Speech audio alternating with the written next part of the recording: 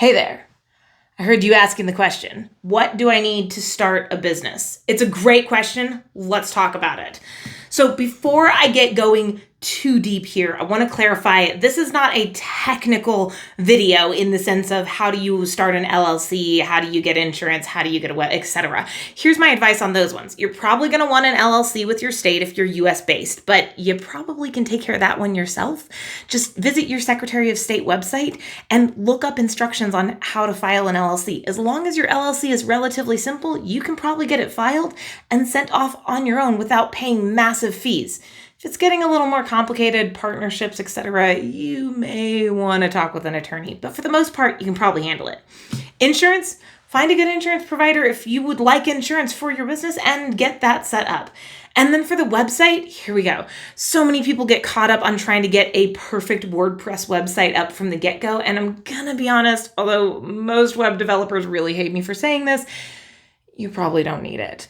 Start with a form site, Wix or Weebly. We particularly love the program Strikingly. They're constantly doing updates. They're very easy to work with. The people are super helpful. But start with a form, a template site that will allow you to build the site, get it up, and then be able to make adjustments on the go very quickly. This is super important as you're getting the business going because you're not necessarily going to know what needs to be on the website, what doesn't, what information is important to have there, what information doesn't matter, what kind of pages need to be there. And you're going to want to make adjustments, especially if your website is part of your conversion cycle to get people to buy from you. So make it easy for yourself. Start there. Let's talk about the more important things though, because surprisingly, those are not the most important things to have if you want to start your business. There are three pieces that I think get overlooked way too often that cause major problems. The first and foremost is if you want to start your business, you need a business model. The business model is how is money going to flow inside the business? How is your pricing going to work? Your business model needs to be set up in a way that allows you to have room to cover the cost of whatever it is you're selling, whether that is products or whether that is services, and you're going to pay someone to do those services. Even if it's you still need to know what you would need to pay someone to do it, because sooner or later, hopefully, you get the business big enough where you do pay someone else to do the work, right? So you need to know, how would I pay for either the product or the services to do it? If you're selling a product, there needs to definitely be room for payroll that's not tied to fulfillment, because you need to get paid as well. There should be money set aside for taxes, money set aside for overhead and miscellaneous expenses. There should be money set aside for profit. If you're not really sure how that one's going to work, grab a copy of the book Profit First by Mike Michalowicz. Read it. It will be your best friend. But trust me, your business needs to be priced to pay you profit from the get-go. That is absolutely crucial if you want the business to survive. So first thing you need is a business model. What will you sell and how will you sell it? Price-wise, product-wise. Second thing you need is a marketing and sales plan. Now, this is really important because a lot of times we end up coming up with a really cool product or service that we're like, oh my gosh, no one knows about this or no one's doing this. It's a build it and they will come situation. And the problem is it's very rarely a build it and they will come situation, unfortunately, which sucks a lot because then you end up putting all of this work into getting your website up and your LLC and your product designed and completed and manufactured and no one wants to buy it. Oof, yeah. So take a second to lay out your marketing plan and your sales plan. The marketing plan is how are you going to get attention? How are you going to drive traffic to your website? There are literally billions of websites on the internet.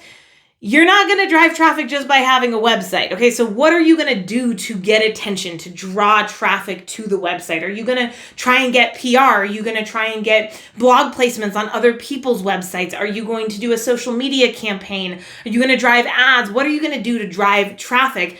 But then more importantly is once you're driving attention and traffic, that's the marketing, how are you going to convert that attention and traffic? What's the process? Now, this is really important because it comes into play, especially if you're counting on the website to do that conversion. In my company, the website only stands to convert leads, to bring people in who we think are interested in buying from us. There's really not much to do on the website purchase-wise. We would rather connect with someone one-on-one and connect them to the right product or service that's going to really, truly help them grow their business. So for us, the website is simply a lead generator, and then we have a process of how we follow up and stay engaged to get them into the conversion itself, into the sale itself, where it's applicable. If your website is supposed to do the converting for you, then understand you're going to need to make sure you have like Google Analytics set up. Once again, just Google it. It's really easy to set up. Make sure you have Google Analytics set up so you can track how people are going into the website and where they're falling off, where they're converting, where they're not. But take a second and think through, how should I walk people through this website? In an ideal world, they would go to the homepage, and what would they see? And then what would be the next page they would get taken to? And then what would they see there? And then what would be the next page? And that's maybe the page that they're going to convert and buy on. So take some time to think through, what is the actual conversion process? How am I getting someone from, I've got your attention, to now it's time to buy? Thirdly, I recommend for small business owners who are getting started that you set a time frame for when you are either going to have this thing built up or you are going to walk away. When will you either have this thing built up or you're going to walk away? It's a burn the bridges type scenario that I personally found incredibly helpful for me. When I started my business, I went to my husband and I said, look, in 2 years' time, so for the next 2 years, I'm not going to be able to, he was my boyfriend at the time, but I said, I'm really, we're going to have to put the weekend bike rides on hold and the dates, and all of these things we do, the evenings. I'm going to be building a business. But if I can't get the thing off the ground within 2 years, I think I said 3 years, within 3 years. 2 years. It was 2 years. Within 2 years. I'm out. I'll shut it down. I'll go get a job so we can go back to having a life. And what that did was it put a timer on me, and it motivated me to keep pushing through, even though there were times I was exhausted and I was way overworked and I was learning a lot about how to run a business, a lot of times the wrong way. But I was learning a lot about business and I was overwhelmed, but I knew I was on a timer, and unless I got to where I could take my weekends and my evenings back within 2 years, I had to shut it down. That was the promise I made, and it kept me motivated and it kept me moving forward. So do yourself a favor. Understand that building this business, it's going to be intense.